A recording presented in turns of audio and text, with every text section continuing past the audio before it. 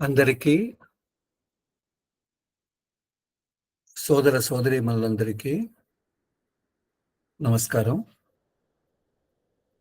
మనం ఈనాడు spiritual anatomy book reading English to Telugu 16వ సెషన్‌లో ఉన్నాం.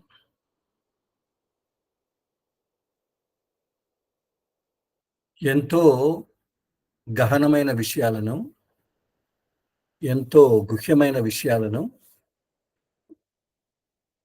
మన ప్రియతమ దాసి బాబూజీ రాసిన అన్ని పుస్తకాల నుంచి ఇంకా ఎన్నో రెఫరెన్సెస్ తీసుకొని మన ముందు ఉంచుతున్నారు. మనం నిజంగా చెప్పాలి అనంటే ఆయనకు సమకాలికులుగా ఉండడం మన అదృష్టం. అయితే నేను మొదటి నుంచి చెప్తూ వచ్చాను, బాబూజీ, చారీజీ, దాజీ ఈ నాసదీయ సూక్తాన్ని గురించి చాలా గొప్పగా వివరిస్తారు. సో దాంట్లో ఉండేది 7 శ్లోకాలు.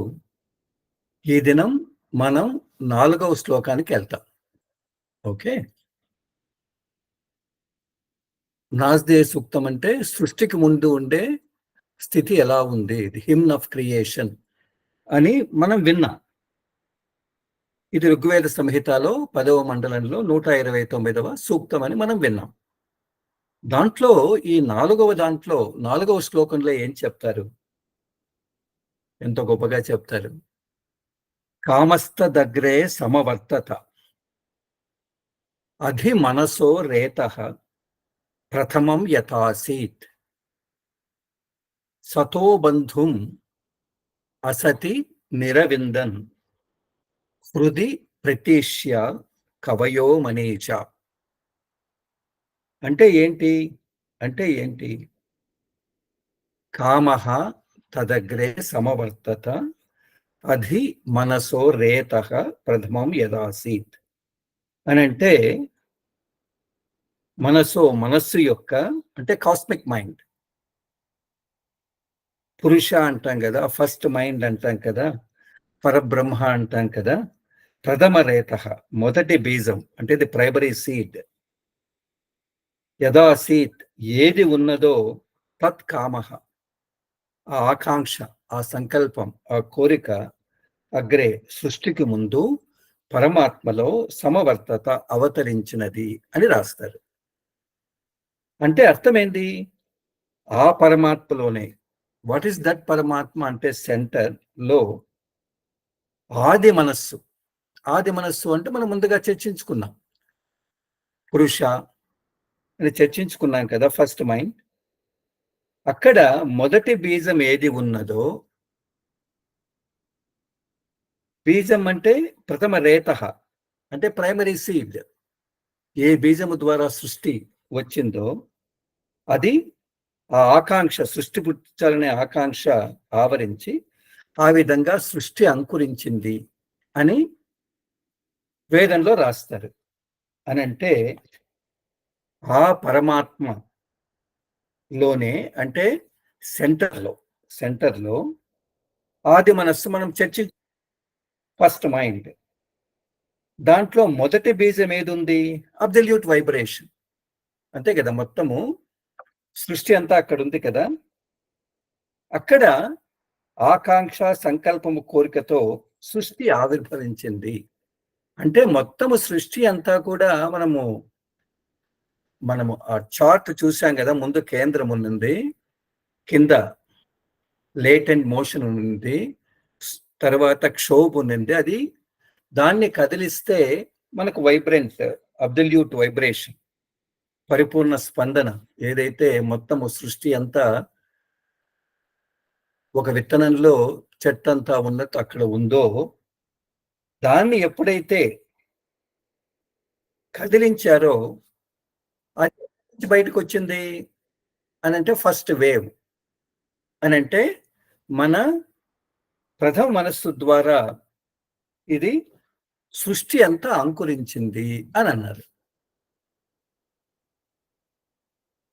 మన బ్రదర్ ప్రశ్నించారు, ఇవంతా దీనికి సృష్టి జరిగేదానికి ప్రథమ మనస్సు. ఎస్, ప్రతి ఒక్కటి కూడా ప్రథమ మనస్సు ద్వారానే వచ్చి అంకురించింది అని అంటే అక్కడ కూడా సృష్టి జరగాలనే సంకల్పం, అంతే కదా. లేటెంట్ మోషన్ సంకల్పం ఎప్పుడైతే జరిగిందో మొత్తం సృష్టి ఆవరించింది. అందుకే అంటారు primary seed appeared from the cosmic mind.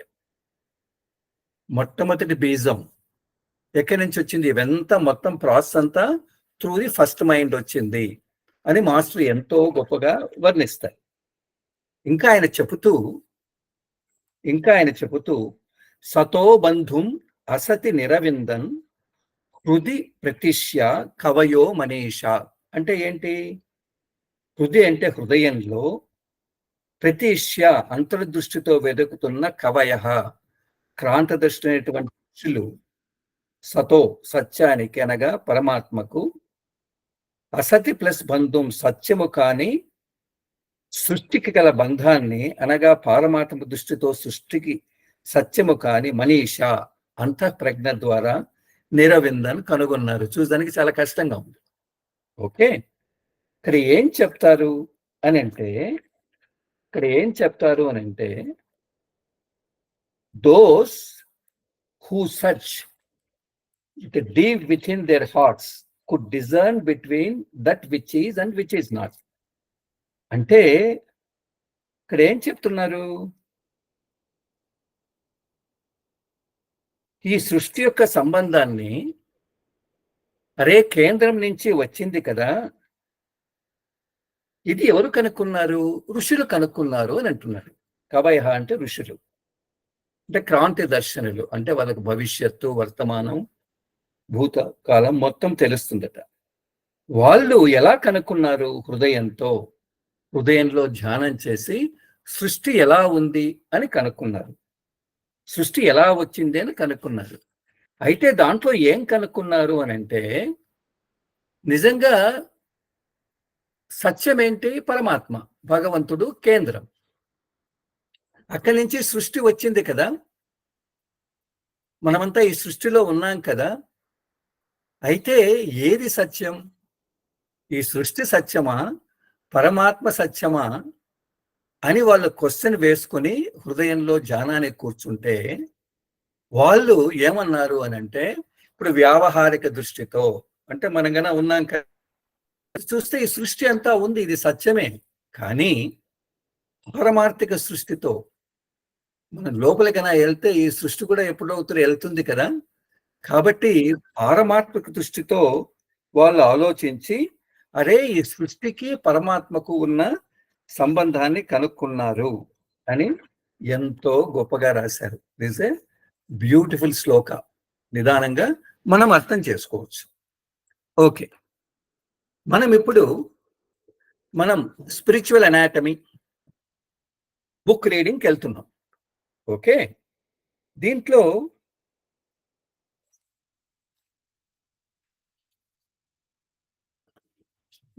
ఎక్కడున్నాం మనం?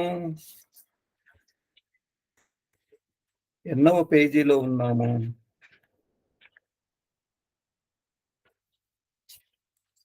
అని అంటే, సో 31 అయిపోయింది, 32 32వ పేజీలో ఉన్నాం. ఓకే, 32 ఇంతవరకు మనం ఏం అర్థం చేసుకున్నాం? కేంద్రం నుంచి ఎలా సృష్టి వచ్చింది అని అర్థం చేసుకున్నాం. ఆ సృష్టిలో భాగంగా మనం వచ్చాం, అంటే ఆత్మ వచ్చింది అని అర్థం చేసుకున్నాం. పరిపూర్ణంగా ఉండే ఆత్మ ఎప్పుడైతే క్షోభ కూడా దాంతో పాటు వస్తే మనస్సుతో కలిసింది, సో అది ఎప్పుడైతే బయటకు వచ్చిందో, అది విడివడిందో, దానికంటూ ఒక ప్రత్యేక వ్యక్తిత్వం నేను అనేది వచ్చింది అని అనుకున్నాం. అయితే కేంద్రం ఎట్లయితే సృష్టి చేసిందో మొత్తం విశాల సృష్టిని, ఈ ఆత్మ కూడా ఏదైతే వచ్చిందో సేమ్ మిమిక్ చేసింది కదా, ఇమిటేట్ చేసింది కదా. కాబట్టి మనస్సుతో ఎన్నో ఆలోచనలు, దాన్నే తోపికలు అన్నా, ఎన్నో ఆలోచనలు చేయడం ప్రారంభించింది. ప్రారంభించి ఏం చేసింది? కేంద్రం నుంచి దూరం అవడం ప్రారంభించింది అని మనం విన్నాం. గహనమైన విషయం మాట్లాడుతున్నాం మనం. తరువాత సూక్ష్మ శరీరాలను కూడా తెచ్చుకునింది. మనస్సు, బుద్ధి, అహంకారం ఇవన్నీ తెచ్చుకునిందని విన్నాం. ఇట్లా అది ఎప్పుడైతే కేంద్రం నుంచి బయటకు వచ్చిందో, తనకంటూ ఒక సొంత అభిప్రాయాన్ని తెచ్చుకొని, నేను, నా అస్తిత్వం, అహం అనేది ఎప్పుడొచ్చిందో అప్పుడు దాని చుట్టూ ఎన్నో పొరలు ఏర్పరచుకునింది అని కూడా మనం తెలుసుకున్నాం. కాబట్టి ఎప్పుడైతే పొరలు వచ్చాయో, ఆత్మ, మనస్సు, తర్వాత ఈ సూక్ష్మ శరీరాలు ఎప్పుడైతే వచ్చాయో ఎన్నో ఫిల్టర్స్ వచ్చాయి. ఆత్మలో ఉండే కేంద్రం నుంచి మొట్టమొదటి వచ్చినప్పుడు ఉండేటువంటి ఆ ప్రిస్టైన్ ప్యూరిటీ, పవిత్రత, స్వచ్ఛత, ఇది కోల్పోవడం ప్రారంభించింది అని విన్నాం. ఓకే, సో దాజీ గారు చెబుతూ, అరే ఆ స్థితి ఎట్లా ఉన్నింది? ఎప్పుడైతే ప్రథమ మనస్సు సృష్టి ఆరంభించినప్పుడు నేను కూడా ఎక్స్పీరియన్స్ అవుతాను అన్న కళ్ళు మూసుకుని కూర్చుంటే, ఆ ప్రథమ మనస్సు పురుషా నుంచి ఎప్పుడైతే సృష్టి వచ్చిందో అంత అనంతమైన శక్తి అలలను ఆయన చూడడం ప్రారంభించాడట. అయితే ఆ చూసేటప్పుడు ఆయన ఏమంటున్నారు అని అంటే, ఆయన చెబుతూ, నేను ఎంతో డెప్త్కి వెళ్ళిపోయాను, కానీ కొంతవరకు మాత్రమే నాకు అవగాహన వచ్చింది, తరువాత నాకు అవగాహన రాలేదు అని చెబుతూ, ఏదైతే ప్రథమ మనస్సు ద్వారా సృష్టి ఏర్పడిందో అది జరుగుతూనే ఉంది ఇప్పటికి కూడా. ఎప్పుడైతే నేను చెప్పాను కదా, ఆ సృష్టి అనే బాణం ఎప్పుడైతే బయటకు వచ్చిందో అది సృష్టి జరుగుతూనే ఉంది. శాస్త్రవేత్తలు ఇంకా కొత్త కొత్తవి కనుక్కుంటూనే ఉన్నారు. అని అంటే ప్రతి సూర్య మనం చూస్తూనే ఉన్నాం. కొత్త కొత్త నక్షత్ర మండలాలు, ప్లానెట్స్, ప్రపంచాలు మనం చూస్తున్నాం. ఓకే, ఇంతవరకు మనం చర్చించుకున్నాం. ఓకే, చరివిత చరవణం. ఓకే, నౌ అటు టు పేజ్ లేక వెళ్తాం. మూడో పేర. If the idea of an expanding universe sounds like the physics of cosmology, ఎంతో గొప్పగా చెప్తారు. You would be right. Even the idea of a stir in the center that triggered an imbalance and led to the creation find close parallels in physics. James Cronin and Wolf Fitch in the 1980 were awarded the Nobel Prize for their discovery of symmetry between quarks and antiquarks. It was the tiniest asymmetry in the balanced state that led to the further steps in creation.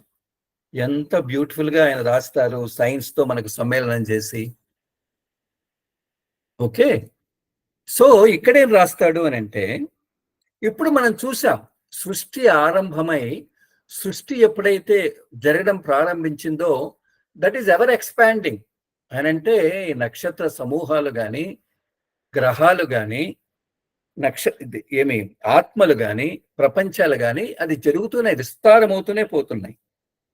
ఎలా వచ్చింది ఇది అని అంటే, కేంద్రంలో stir మనం అనుకున్నాం కదా brother 42, మనం అనుకున్నాం కదా ఆ స్టిర్ క్షోభ ద్వారా ఎప్పుడైతే ప్రశాంతంగా ఉండే కేంద్రం, ప్రశాంతంగా ఉండే లేటెంట్ మోషన్, అదృశ్య చలనం, హ్యాపీగా ఉన్నాయి, అవంతా చాలా హ్యాపీగా ఉన్నాయి.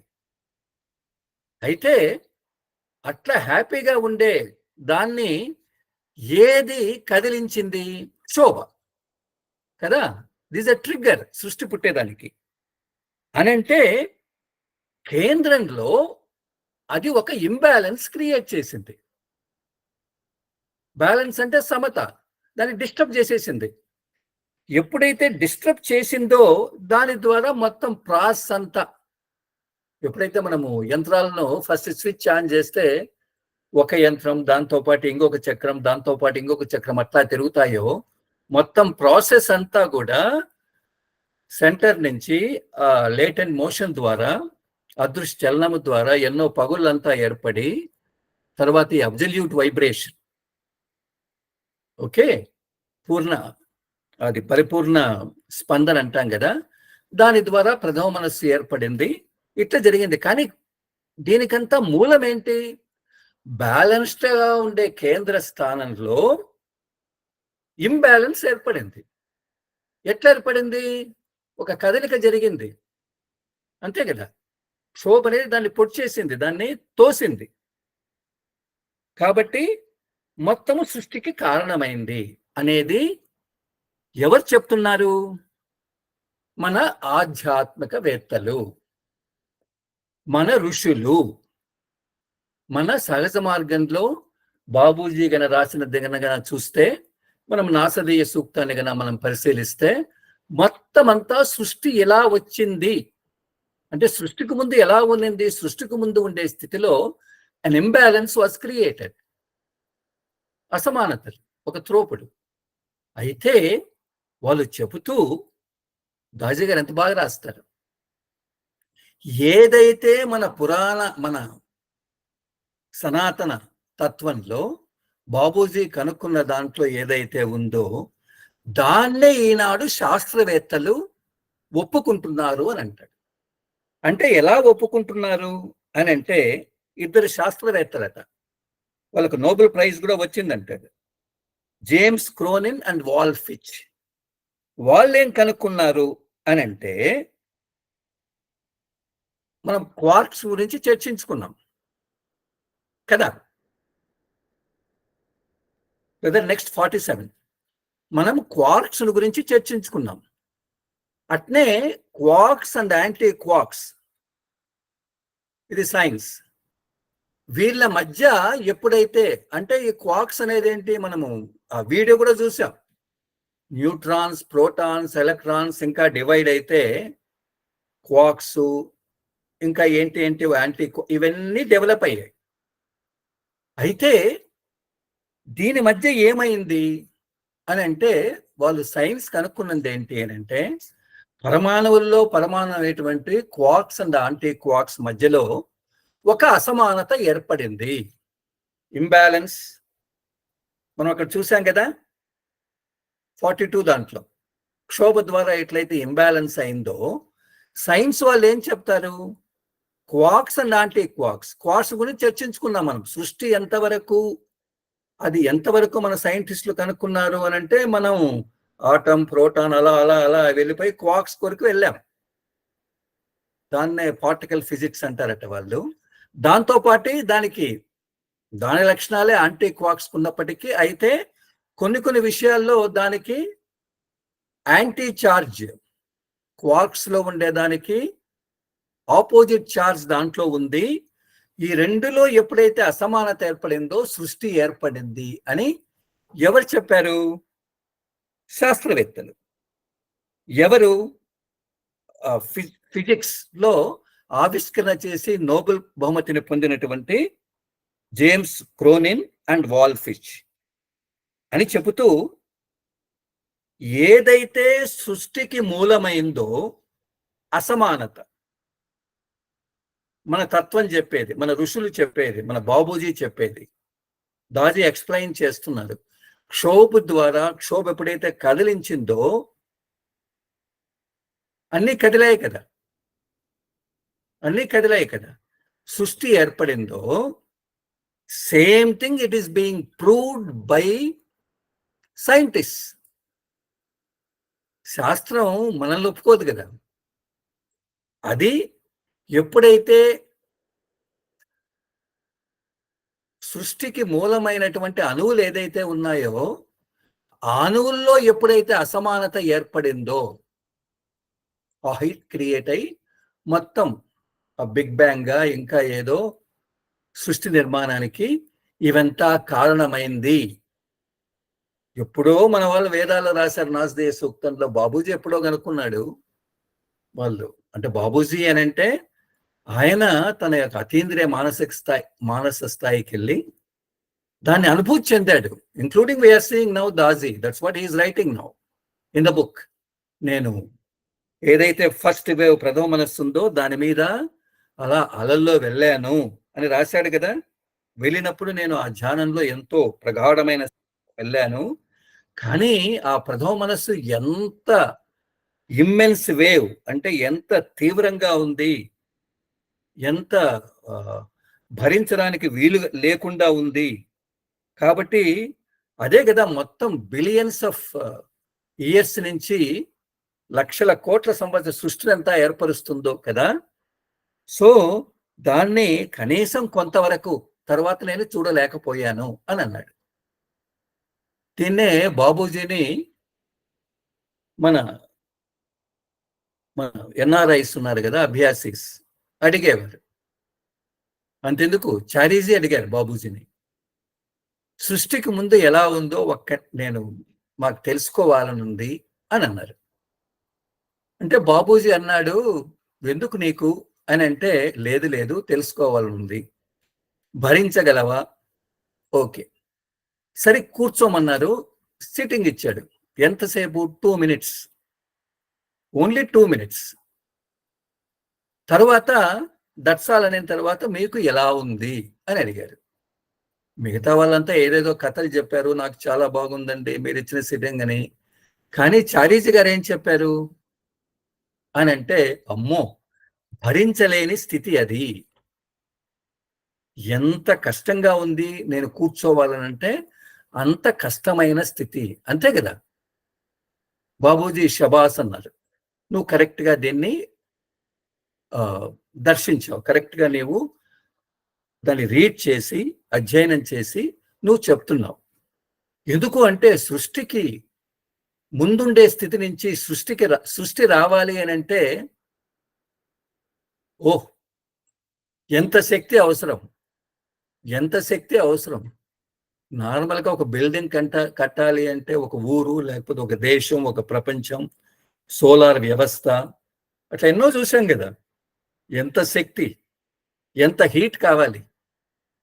నాట్ ఓన్లీ దిస్ యూనివర్స్, మనం చూసేది ఒక విశ్వమే, ఇటువంటి విశ్వాలు కొన్ని లక్షల కోట్లు అంటాడు.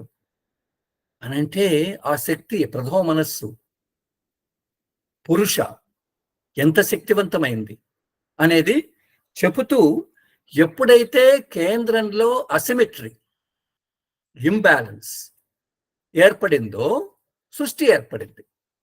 అట్లే మన సైంటిస్టులు కూడా కనుక్కున్నారు. ఏమని? క్వాక్స్ అండ్ యాంటీ క్వాక్స్ ఏదైతే ఉందో దాంట్లో ఎప్పుడైతే అసిమెట్రీ, ఆ సమతుల్యత ఎప్పుడైతే చెడిందో మొత్తం విశ్వం అంతా వచ్చింది. అంటే మనకేమర్థమవుతుంది? ఇప్పుడు ముందుగా కనుక్కున్న దాన్ని వీళ్ళు ప్రూవ్ చేస్తున్నారు. ఓకే అని చెబుతూ, సిమిలర్లీ ఎంత బాగా రాస్తారు దాజీ గారు. Similarly elder science across cultures have left behind works that touch upon the idea of creation and dissolution of the universe. Abbo. Yogic philosophy mentions that the current universe is one of many cycles that will eventually dissolve and give rise to the next cycle. This view is now becoming more mainstream in physics. కాబట్టి ముందు sentence మనం underline చేసుకోవాల్సిందే. 2, with the idea of the cycle universe theory. Cycle universe theory. Next slide, brother. Cycle universe theory. According to this theory, the Big Bang was not the beginning of time, but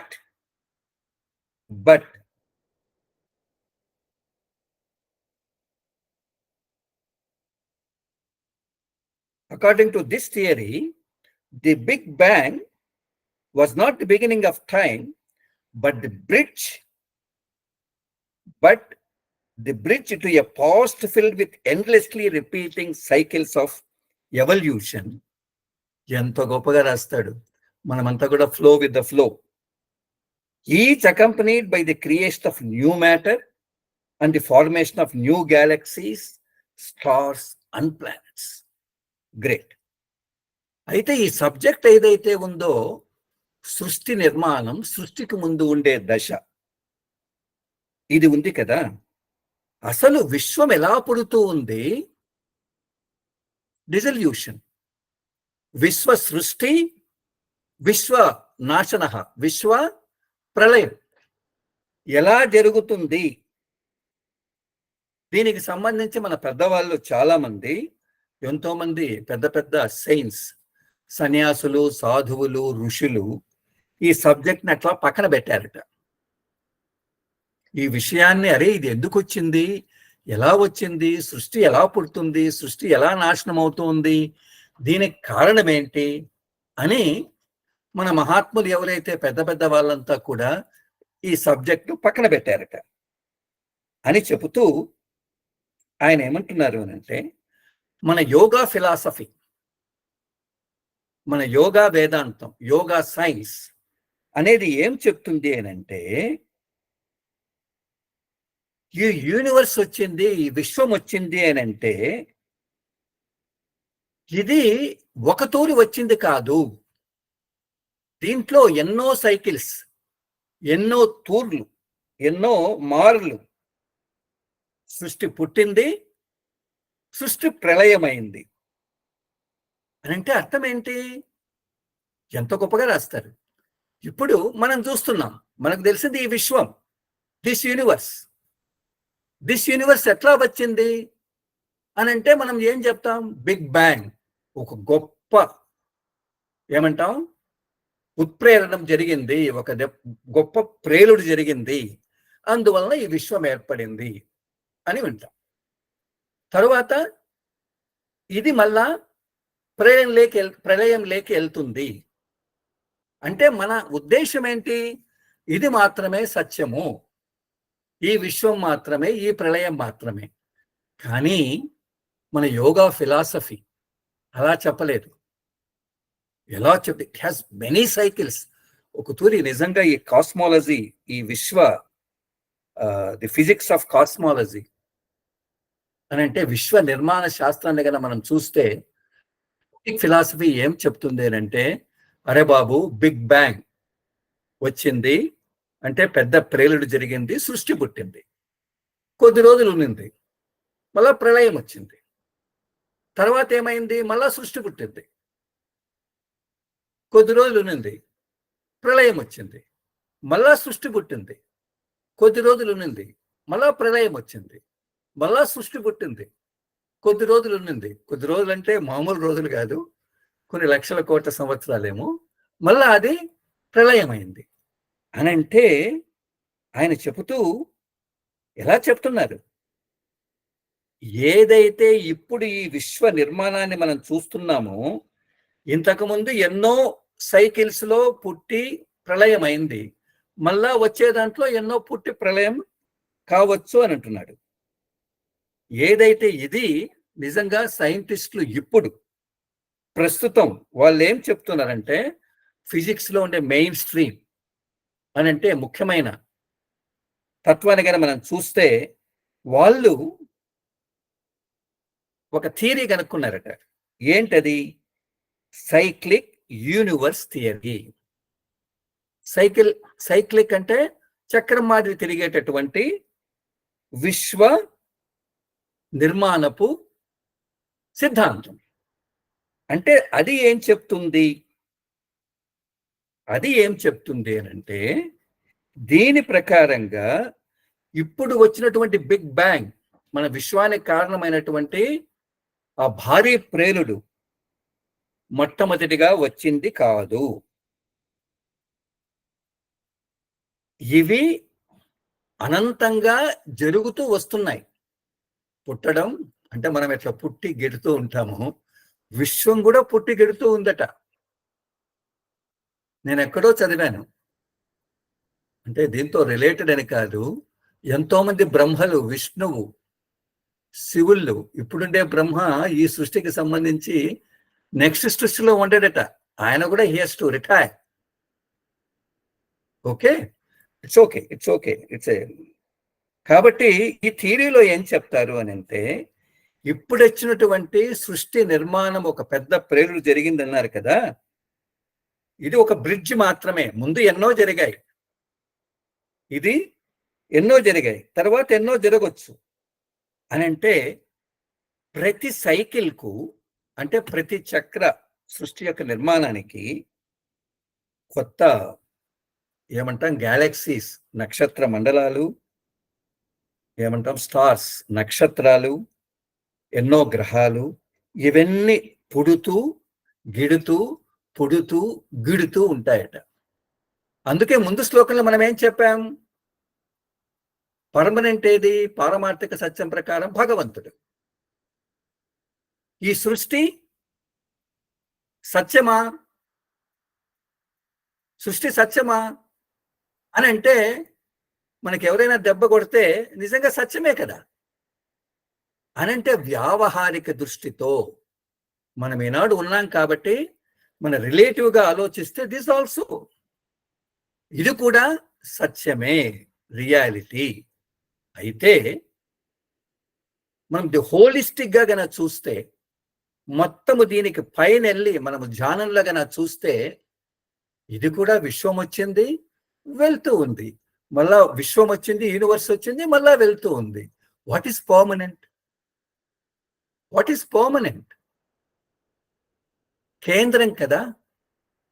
ఎప్పుడైతే మనలో ఎవరైనా కానీ, నాసదీయ సూక్త, మనలో ఎవరైనా కానీ, అరే ఇది కూడా పుట్టి గిడుతూ ఉంది, నేను పుట్టి గిడుతున్నాను, బిల్డింగ్స్ పడిపోతున్నాయి, మినిస్టర్లు మారుతున్నారు, చివరికి ప్లానెట్స్ కూడా ఎక్స్ప్లోడ్ అవుతున్నాయి, విశ్వమే వెళ్తూ ఉంది, విశ్వమే ప్రళయానికి వచ్చేసింది, మళ్ళా కొత్త విశ్వం వచ్చింది, అది కూడా పోతూ ఉంది. But what is permanent? In that view, పారమార్థిక దృష్టితో కేంద్రం పర్మనెంట్ అంటే ఆ సమతాస్థితి పర్మనెంట్. కాబట్టి దాన్ని మనం చేరాలి కదా, మనం చేరాలి కదా. అందుకే స్పిరిచువల్ అనాటమీ ప్రాజెక్ట్. కాబట్టి ఇక్కడ నేను రాసింది ఒకసారి చదువుతాను. సైక్లిక్ యూనివర్స్ థియరీ అంటే సైంటిస్టులు కనుక్కునేది ఏంటి అని అంటే, the cyclic universe theory is a model of cosmic evolution according to which the universe undergoes endless cycles of expansion and cooling, each beginning with a big bang and ending in a big crunch. సైంటిస్టులు కనుక్కున్నది, కొత్త కొత్త పరిశోధనలు వాళ్ళు చేస్తున్నారు. ఇది equal to మన వేదాల్లో చెప్పింది, మన గురువుగారు చెప్పింది. అంటే ఈ విశ్వపు ఈ చక్ర సిద్ధాంతం ఏది అని అంటే, ఇది ఎలా మన విశ్వమంతా పరిణామం చెందుతూ ఉంది, విశ్వం అనేది, యూనివర్స్ అనేది ఎన్ని endless cycles of expansion and cooling అని అంటే, విశ్వం పుడుతూ ఉంది, ఎక్స్పాన్షన్ అంతే కదా. పుట్టడం అంటే ఏంటి? అది విస్తారమై వచ్చింది, మళ్ళా కూలింగ్, మళ్ళా ప్రళయంలోకి వెళ్తుంది అని అంటున్నాడు. దీన్నే ఆయన చెబుతూ, విశ్వం ఒక తూరి పుట్టిందంటే ఇట్స్ అ బిగ్ బ్యాంగ్ అని అంటే ఒక పెద్ద ప్రేరుడు. విశ్వం వెళ్ళిపోతుంది అంటే ఇట్స్ ఎ బిగ్ క్రంచ్. మన వస్తువులు అట్లా క్రంచ్ చేస్తాం కదా, క్రంచ్, అది ప్రళయం. ఇటువంటి విశ్వం పుట్టడం పోవడం అనేది దిస్ ఎ నార్మల్ సైకిల్స్ ఆ కేంద్రంలో, ఆ భగవంతునిలో.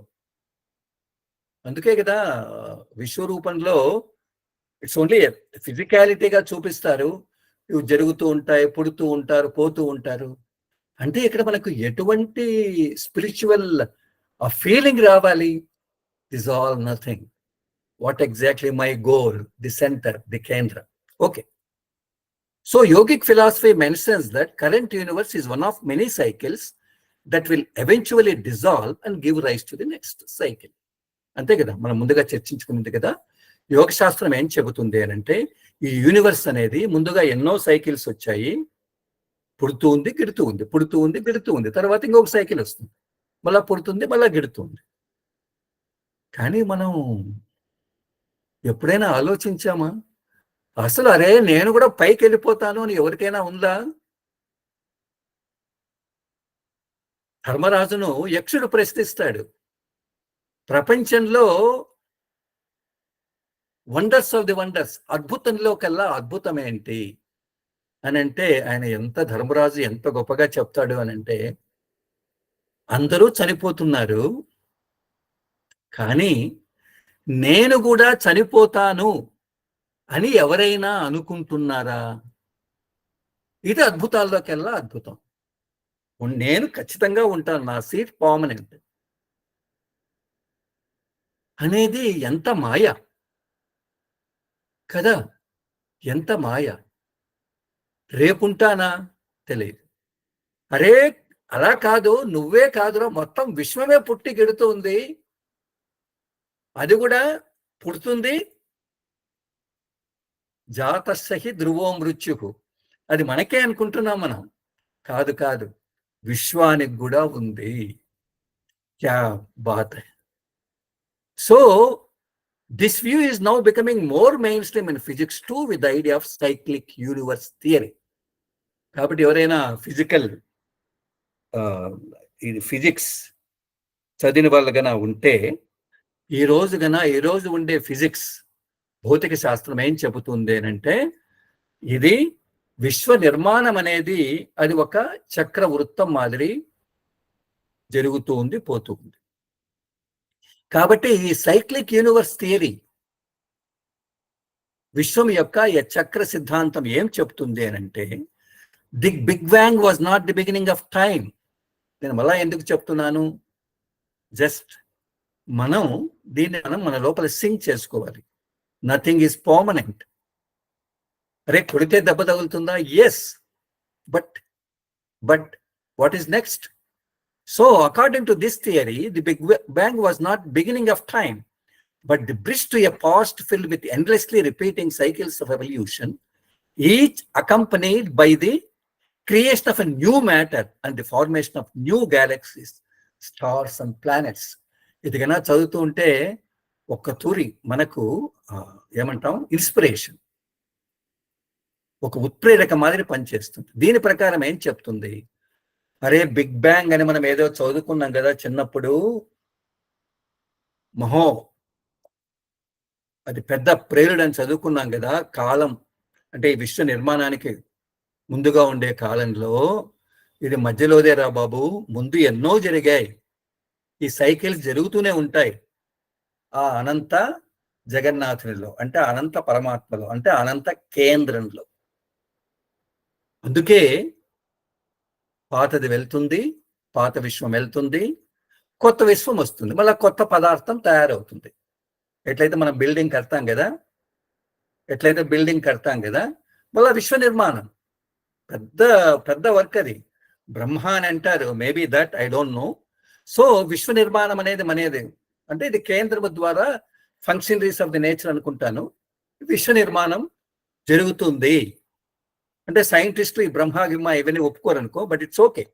వాళ్ళు ఏమంటారు అంటే, కొత్త పదార్థం వచ్చింది, దాని ద్వారా కొత్త గ్యాలక్సీస్, మన గ్యాలక్సీస్ గురించి చర్చించుకున్నాం కదా, నక్షత్ర మండలాల గురించి, కొన్ని లక్షల నక్షత్రాలు, గ్రహాలు, ఇవన్నీ ఏర్పడతాయి. అద్భుతంగా లేదు? So big bang meaning the cosmic explosion that is hypothesised to have worked at the origin of the universe. అసలు బిగ్ బ్యాంగ్ అంటే ఏంటి, మహా విస్ఫోటనం అంటే ఏంటి అని అంటే, మనం ఊహించేది ఏంటి అని అంటే, విశ్వం ఎప్పుడైతే స్టార్ట్ అయిందో అప్పుడు కాస్మిక్ ఎక్స్ప్లోజన్. కాస్మిక్ అంటే దాంట్లో ఒక పెద్ద పెద్ద పెద్ద ఎక్స్ప్లోజన్, ప్రేలుడు, మామూలు ప్రేలుడు కాదు, గొప్ప ప్రేలుడు. ఎంత ప్రేలుడు, that's an immense, that's what Daaji says, that's what Babuji says to the Chariji. Okay, what is big crunch meaning? A contraction of the universe to a state of extremely high density and temperature, a hypothetical opposite of the big bang. The big crunch అంటే ఏంటి అంటే, ముడుచుకోవడం అంటే ఏంటి దాన్నే మనం ఏమంటాం? ప్రళయం అంటాం. అనంటే మొత్తం విశ్వమంతా కూడా ఒక పెద్ద టెంపరేచర్‌తో, ఒక పెద్ద హీట్‌తో అదంతా కూడా ఒక చోటికి అలా, అలా, అలా వచ్చి ప్రళయం అయిపోతుంది అని అంటారు. Okay. Beautiful. Beautiful. Many of the teachings that have been handed down for centuries are spiritual truths revealed through direct perception. ఈనాడంటే ఓకే. పేరా చూద్దాం. These truths find close parallels to the theories posited by the scientists. I do not see them in opposition. Many concepts from science are evidencing long-held spiritual wisdom. And however, you become to this information, it points to the existence of a center from which all action emerged. Kya baat hai? Science and spirituality both. Ento gopaga cheptunnadu. Science and spirituality both reinforce the idea of consciousness as something beyond matter and the physical body, a non-material vibration that propels us forward and directs the course of our lives. ఎంత గొప్పగా చెప్తాడు. అంటే దీంతో చెబుతూ ఇది ఈనాడు కాదు నాన్న, ఎన్నో సెంచరీ శతాబ్దాల కిందట మన ఋషులు డైరెక్ట్ పర్సెప్షన్ ప్రత్యక్షంగా దర్శించారు. కళ్ళు మూసుకుని ప్రత్యక్షంగా దర్శించారు. ఏంటివి? ఎన్నో ఆధ్యాత్మిక సత్యాలు. నాస్దీయ సూక్తాలో వాళ్ళు చెప్పారు, అరే సృష్టి ఎలా ఉంది, ఇలా వచ్చింది అని అంటూ ఉంటే మన బాబూజీ దాన్ని పరిశోధించి ఇది చెప్తున్నారు అని అంటే, ఇది సృష్టి అనేది వస్తుంది పోతుంది, వస్తుంది పోతుంది. ఎంత ఈజీగా ఉంది. Big bang and big crunch. Biscuit తయారు చేసాం, బిస్కెట్ తినేసాం, అయిపోయింది. అంతే కదా. ఇప్పుడు పిల్లవాడు బీచ్లో పెద్ద బిల్డింగ్ కట్టేస్తాడు, ఇట్స్ ఎ సృష్టి. మళ్ళా సాయంత్రం కొద్ది గంటలు అయిపోయిన తర్వాత వెళ్దామంటే వాడు దాన్ని అట్లా తొక్కేస్తాడు. ప్రళయం. ఎంత ఈజీగా ఉంది, కానీ అది ఎంత ఈజీయా? It's okay. అయితే దీన్ని మన ఋషులు ప్రత్యక్ష దర్శనం చేశారు, పెద్దవాళ్ళంతా కూడా. పెద్దవాళ్ళంతా కూడా. అయితే దీన్ని మనం ఒప్పుకోం కదా. ఎప్పుడైతే ఈ సత్యాలను ఈరోజు ఉండే సైంటిస్టులు, these are the parallel theories, ఇవంతా కూడా అక్కడ ఏం చెప్పారో వాళ్ళు ఇక్కడ అదే చెప్తున్నారు. అని అంటే సమాంతరంగా వాళ్ళు తమ యొక్క ప్రిన్సిపల్స్, తమ యొక్క సిద్ధాంతాలను చెప్తున్నారు. ఎన్నో నోబెల్ ప్రైజెస్ తీసుకుంటున్నారు. అంటే దీన్ని బట్టి దాజీ గారు ఎంత గొప్పగా చెప్తారు. మన ముందు యోగిక్ ఫిలాసఫీ, యోగ శాస్త్రం ఏం చెప్తుందో, సైంటిస్టులు ఏం చెప్తున్నారో దాంట్లో ఏమైనా అపోజిషన్ ఉందా? ఇది వేరు అది వేరు లేదు కదా. వాళ్ళు చెప్పేదంతా ఒకటే కదా. That is the integration. ఈ పుస్తకంలో మనం ముందుగా చదువుకున్నాం కదా, సమగ్రత, యూనిటీ అని అంటున్నాడు. అని చెబుతూ ఈనాడు ఎన్నో ఎన్నో కొత్త కొత్త సిద్ధాంతాలనంతా కూడా శాస్త్రం, ది సైన్స్ తీసుకొని వస్తూ ఉంది. అంటే అర్థం ఏంటి? మన ముందు మన సనాతన ఋషులు శతాబ్దాల కిందట చేసిన దాన్ని ఎవిడెన్సింగ్, అది కరెక్ట్, దానికి సాక్ష్యాలుగా ఈనాడు సైన్స్ తీసుకుని వస్తూ ఉంది అని అంటే దీన్ని బట్టి మనకి ఏమర్థమవుతుంది? సృష్టి వచ్చింది, quartz, anti quartz, it's okay. ఆయన చెప్తాడు కదా, దీనికి కూడా కారణమైంది ఇంకోటి ఉండాలి కదా. దాన్ని బట్టి మనకొచ్చిన ఇన్ఫర్మేషన్ మన ప్రకారంగా ఏంటి, కేంద్రం ఉన్నింది, కేంద్రం నుంచి యాక్షన్ ఎమర్జ్డ్. అది మనం చూసాం కదా, కేంద్రం నుంచి చర్య ప్రారంభమైంది. కేంద్రము, లేటెంట్ మోషన్, అదృశ్య చలనం, స్టెప్, కోబా, క్రివైసెస్, ఎన్నో పగుళ్ళు, వైబ్రేషన్, మనం ఎంతో చర్చించుకున్నాం కదా. గొప్ప ప్రకంపన, ఇవన్నీ కలిసి ఏ అలలో వచ్చాయి? ప్రథమ మనస్సు. ఈ ప్రాసెస్ అంతా కూడా ఎంత గొప్పగా వర్ణిస్తాడు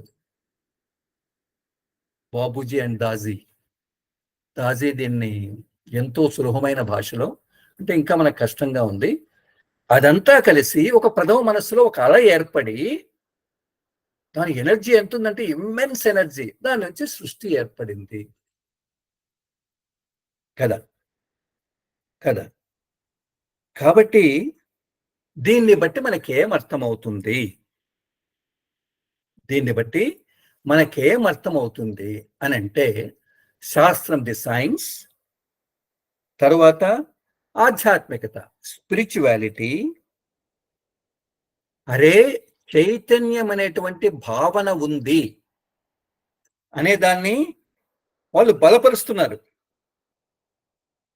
మనము చైతన్యాన్ని గురించి మనం చర్చించుకున్నాం కదా, స్మాల్ గా ఉంది, పైన కింద, సూపర్, సబ్ కాన్షియస్, ఇవన్నీ చర్చించుకున్నాం కదా. అయితే ఈనాడు ఏదైతే మన స్పిరిచువాలిటీ, ఆధ్యాత్మికత చెప్పిందో, సైన్స్ కూడా దానికి ఒప్పుకుంటున్నారు. They are reinforcing it, బలపరుస్తున్నారు.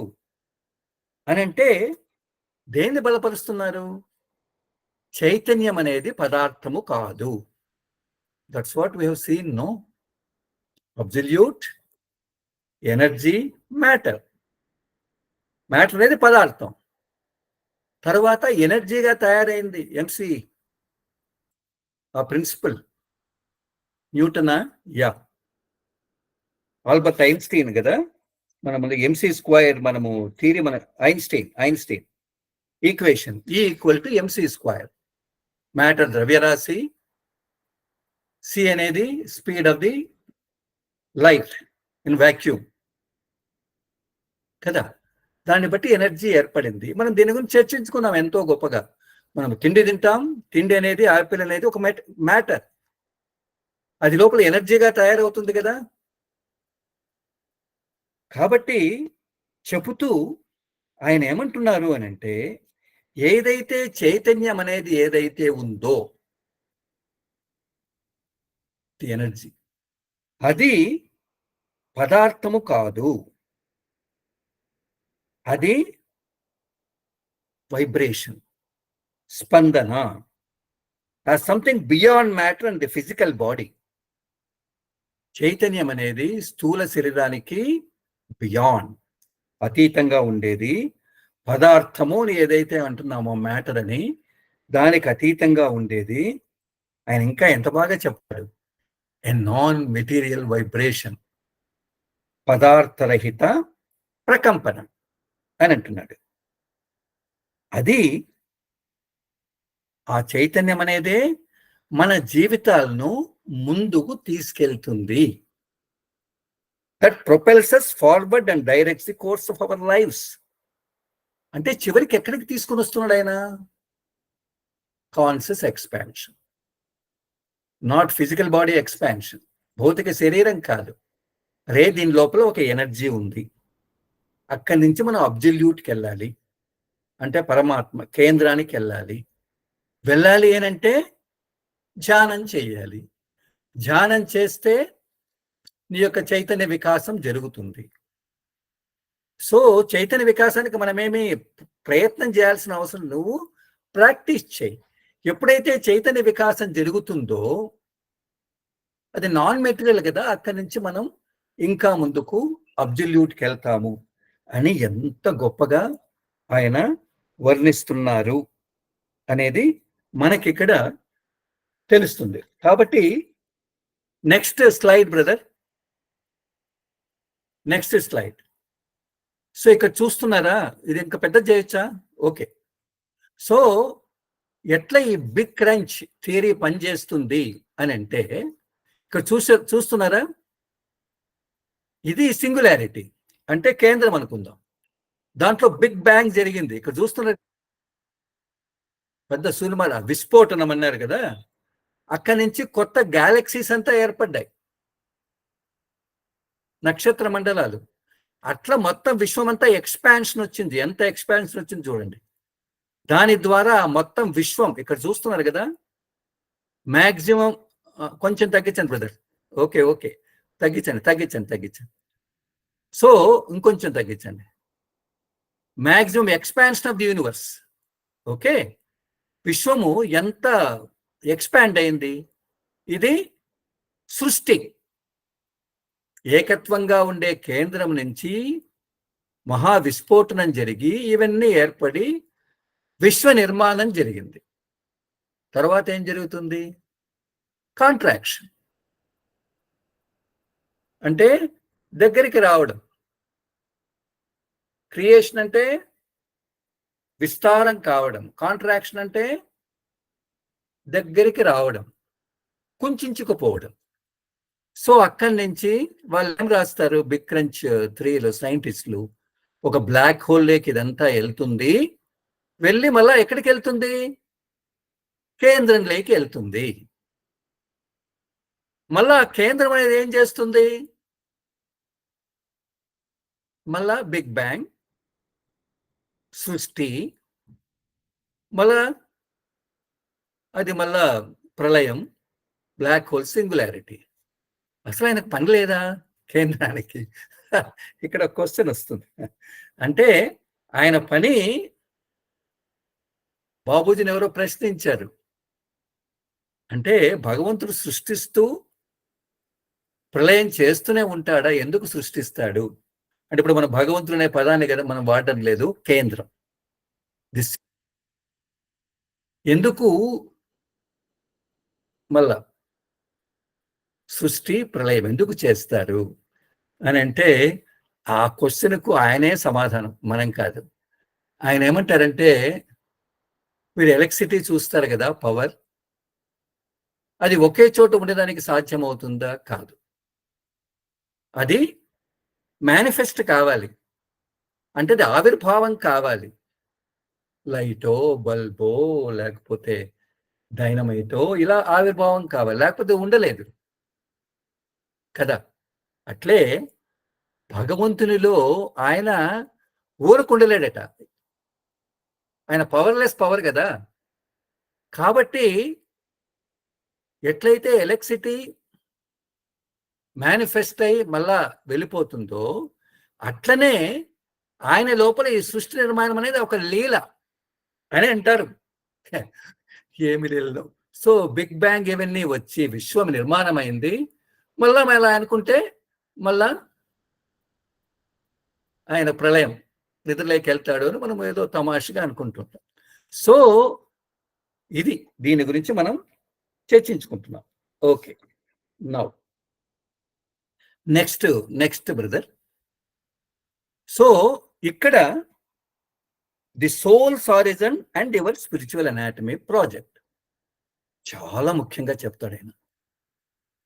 అసలు హెడింగ్ చూడండి ఎట్లా ఉందో. విశ్వ నిర్మాణానికి ఆధ్యాత్మిక ప్రాజెక్ట్ అంటే మనం చేసే ధ్యాన ప్రాజెక్ట్, మానవ ఆధ్యాత్మిక శరీర నిర్మాణపు ప్రాజెక్ట్. ఆ సంబంధాన్ని ఎంత గొప్పగా తీసుకొని వస్తాడంటే అంత గొప్పగా తీసుకొని వస్తాడు. Think of the souls story from the prospective of consciousness. ఇక్కడ ఆయన డైరెక్షన్, ఆయన చెప్పడం అనేది ఎంత అద్భుతంగా వేరే కాంటెక్స్ట్ నుంచి చెప్తాడు, చైతన్యపు కాంటెక్స్ట్ గురించి చెప్తాడు. అసలు ఎందుకు మనం చైతన్య నిర్మాణం చేసుకోవాలి, మన మూలం చేరాలి అని అంటే దానికి లింక్ గురించి చెప్తున్నారు. ఓ టైం అయిందా? ఓకే, ఫస్ట్ పేరా ఒకటి చదువుతుంది. Think of the souls story from the perspective of consciousness. The soul was a drop separated from the source. మనందరికీ తెలుసు. From the time when the soul was pure consciousness, aware of its true nature, to today, when the soul needs to be reminded of its real home, it would seem that we have lost our way. ఎంత బాధగా చెప్తాడు. నిజంగా ఆత్మ కథ అని అంటే మనందరి కథలు ఏమని అని అంటే, ఈ ఆత్మ కథనకు చైతన్య స్థాయికి ఉండేటువంటి సంబంధాన్ని గురించి ఆయన చెప్తారు. ఎప్పుడైతే ఇప్పుడు అసలు ఆత్మ అనేది మూలంలో ఒక డ్రాపే కదా, ఒక బిందువే కదా మూలం, కేంద్రం. ఇంత పెద్ద క్రియేషన్ మనం ఎంత అనోరణీయం, బిందువులో బిందువు. అయితే ఆయన ఎలా గొప్పగా తీసుకొని వస్తాడు. ఆత్మ ఎప్పుడైతే కేంద్రం నుంచి వెలువడిందో, ఇట్స్ ఎ ప్యూర్ కాన్షియస్నెస్. మన చైతన్య స్థితి ఎలా ఉంది? ప్యూర్, పరిశుద్ధం. శుద్ధాత్ బ్రహ్మాత్ విజానీత్ అంటారు కదా, శుద్ధమైన తత్వం. ఇప్పుడుందా? లేదు. కళ్ళు మూసుకుంటే మనకు తెలుస్తుంది. సో సృష్టి ఆరంభంలో కేంద్రం నుంచి మనం ఎప్పుడైతే విడిపడ్డామో అది శుద్ధ చైతన్య స్థితి. మనకప్పుడు తెలుసు, అంటే ఆత్మగా మనకు, అరే నా ట్రూ నేచర్ ఏంటి, నా యొక్క నిజమైనటువంటి స్వభావం ఏంటి. ఇట్స్ ఎ ప్యూర్ కాన్షియస్నెస్, శుద్ధ చైతన్య స్వభావం. అయితే ఈనాడు మన పరిస్థితి ఎలా ఉంది? ఐఎమ్ ఏ సోల్, అంతే కదా. ఈ శరీరం ఇవన్నీ తగిలించుకున్నాం కదా, మనస్సు ఇవన్నీ అని అంటే, మన ఆత్మ పరిస్థితి ఎట్లా ఉంది అని అంటే, అది లోపల దానికి ఇప్పుడు రిమైండ్ చేయాల. అసలు ఆత్మ పలుకుతుందా మనకు? ఎందుకంటే ఆత్మ లోపల ఉంది, దాని చుట్టూ ఎన్నో పొరలంతా ఏర్పాటు చేశాం కదా. తల్లి, మన మార్గాన్ని మనం కోల్పోయాము, రూట్ తప్పాము, అందుకే మన చైతన్య స్థితి సరిగా లేదు. మన యొక్క నిజ ఇండ్లు అక్కడికి వెళ్ళాలి, శుద్ధ చైతన్య స్థాయికి అని మనము దానికి రిమైండ్ చేయాలి అని అంటున్నారు. ఓకే, మనం ఇక్కడికి ఆఫ్ చేస్తాం. ఓకే, అయితే స్టోరీ టైం. స్టోరీ చెప్పుకుందామా?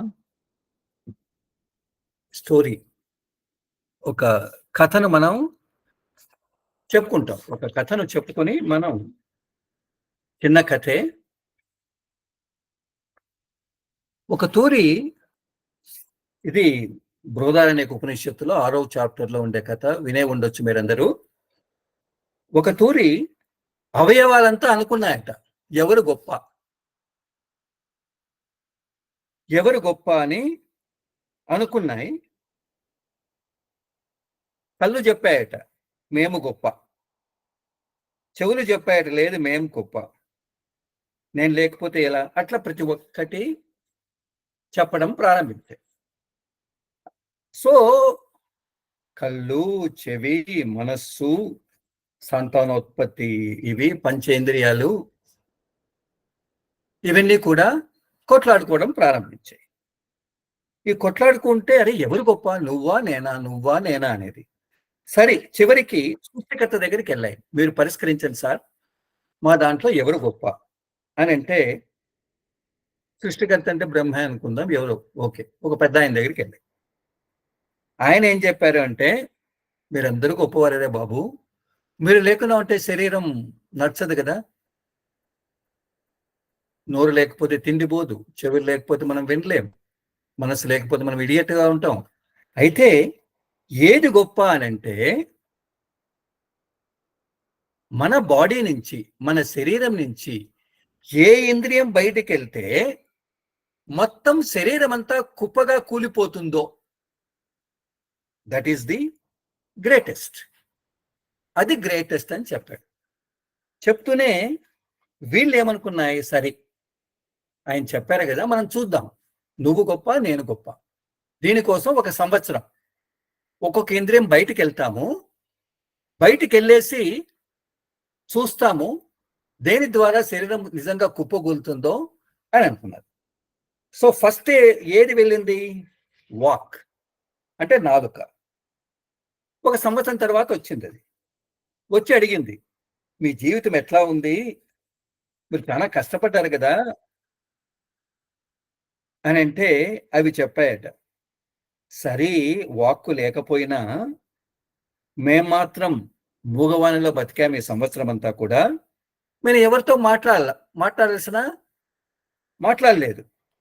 గాలి, ప్రాణవాయువుని మనం పీల్చుకుంటున్నాం. ప్రాణ కళ్ళతో చూస్తున్నాం, చెవులతో వింటున్నాం, మనసుతో ఆలోచిస్తున్నాం, సంతానోత్పత్తి చేసుకుంటున్నాం అని అన్నారట. It's okay. కాబట్టి అది గొప్ప కాదు. తర్వాత కళ్ళు.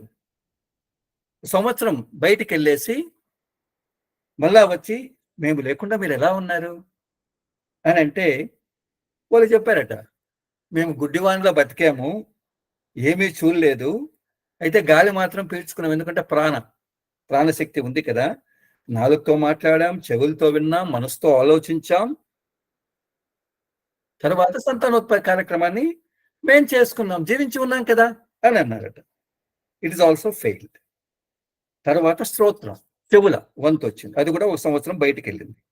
వచ్చిన తర్వాత అరే మీ జీవితం చాలా దుర్భంగా ఉంది కదా అని అంటే అవన్నీ నవ్వి, అలా కాదురా బాబు, మేము చెవిటి వాళ్ళుగా ఉన్నాము, ఏమి వినలేకపోయాం, కానీ ప్రాణం ఉంది కదా, గాలి పీల్చుకున్నాం, నాలుకతో మాట్లాడాం, కళ్ళతో చూసాం, మనసుతో ఆలోచించాం, సంతానోత్పత్తి జరిగిపోయింది అని అన్నారు. తర్వాత మనహ అది బయటికి వెళ్ళింది. బయటికి వెళ్ళి మళ్ళా సంవత్సరం తర్వాత వచ్చింది. ఐ థింక్ టైం అవుతుందేమో. ఓకే. వచ్చి నేను లేకపోతే ఎంత లోటు వచ్చింది అని అంటే దాంట్లో ఏముంది, మనస్సు లేదంతే, ఇడియట్స్గా ఉన్నాం, మూర్ఖులం మాదిరి, ఏదే ఆలోచించలేకపోయాము. అందరూ మమ్మల్ని చూసి తెలివిలేని వారు, ఇడియట్స్ అనుకున్నారు. కానీ విన్నాము, చూశాము, ప్రాణశక్తితో ఊపిరి పీల్చుకున్నాము, నాలుకతో మాట్లాడాము, చెవులతో విన్నాము, తర్వాత సంతానోత్పత్తి చేశాము అని చెప్పారు. వెంటనే నెక్స్ట్ ఎవరు? మన సంతానోత్పత్తి ఇంద్రియం ఉంది కదా, అది సంవత్సరం వెళ్ళి మళ్ళా వచ్చింది. మళ్ళా వస్తే ఎలా ఉంది అని అంటే మీరు ఎట్లా మేనేజ్ చేశారు అని అంటే ఏముంది, మేము నపుంసకుల మాదిరి ఉన్నాము, పిల్లలు ఒకటే పుట్టలేదు, గాలి పీల్చాము, నాలుగుతో మాట్లాడాము, చెవులతో విన్నాము, మిగతా అన్ని పనులు చేశాం అని చెప్పింది. చివరికి ఇక మిగిలింది ఏంటి? ప్రాణం. అది ప్రాణం ఏం చేసింది? ఇంకా అది బయటికి పోయడానికి ఉద్యుక్తురాలేదు. ఒక సంవత్సరం అది కూడా పోవాలి కదా. అయితే ఎప్పుడైతే అది బయటికి రావడం ప్రారంభించిందో అన్ని ఇంద్రియాల్లో శక్తి తగ్గిపోయి నిస్సత్తువుగా కావడం ప్రారంభించింది. ప్రతి ఒక్కటి పడిపోవడం ప్రారంభించాయి. అప్పుడు వెంటనే మిగతా ఇంద్రియాలంతా కూడా భయంతో, ఎనర్జీ లేక, సార్ మీరు వెళ్ళొద్దు, ఎందుకు అనంటే మమ్మల్ని చూస్తే మీరు లేకపోతే ఏ ఇంద్రియం పనిచేయదు, చెవి పనిచేయదు, ముక్కు పనిచేయదు, కళ్ళు పనిచేయవు, సంతానోత్పత్తి ఇంద్రియం పనిచేయదు, మనస్సు పనిచేయదు, మీరు కన్నా వెళ్ళిపోయారంటే మేము కుప్ప కూలిపోయే స్థితిలో ఉన్నాము, కాబట్టి వదలవద్దు, నువ్వే ముఖ్యమైన వానివి, మేము లేకపోతే మేము జీవించలేము, మొత్తం శరీరం అంతా ఏమవుతుంది, డెత్ కదా అని అన్నారట. అంటే చివరికి మనకు ఏది ముఖ్యమైంది? ప్రాణమే కదా. ప్రాణం అంటే ఏంటి? గాలి పీల్చుకోవడమా? కాదు. దీనికి మూలమైనటువంటి లైఫ్ ఫోర్స్ అనేది ఎలా మనకు మేనిఫెస్ట్ అవుతుంది అని అంటే గాలి ద్వారా. గాలి ప్రాణం కాదు, గాలికి మూలమైనటువంటి ప్రాణస్య ప్రాణః. అదే కదా మన ప్రాణాహుతి, అదే కదా కేనో ఉపనిషత్తులో చెప్పేది. అంటే దీనికి మూలమైంది, మనకు ప్రాణాగా కనపడుతుంది, దీనికి మూలమైంది ఆత్మ పరమాత్మ నుంచి వచ్చింది కదా. కాబట్టి ఏది ముఖ్యమైంది అంటే చివరికి అలా పరిష్కారం చేస్తారు. నమస్తే. Thank you. I have taken much time. Thank you so much.